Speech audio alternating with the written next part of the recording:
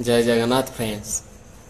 सतरे भगवान सृष्टि बहुत बड़ विचित्र। मु आपण को आज प्रभु श्री रामचंद्र को विषय रे किछ कहबी।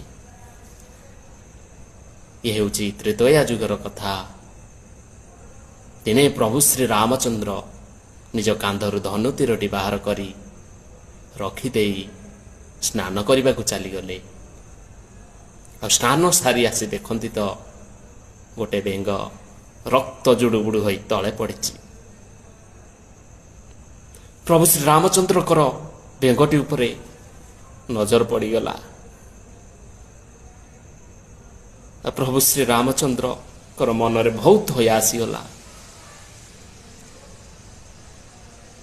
तापर प्रभु श्री रामचंद्र बेंगटी को धरी आउछि देले। आ बेंगटी को पचारे, अरे बेंग, मुझे तो बड़े धनुतीरटी तो उपरे रखी चलीगली, तू मते किछि कहलुनी कौन पाई? तते तो बहुत कष्ट होइथिबो, तू मते कौन पाई किछि कहलुनी? तापर से बेंगटी उत्तर देला, जी समग्र प्राणीर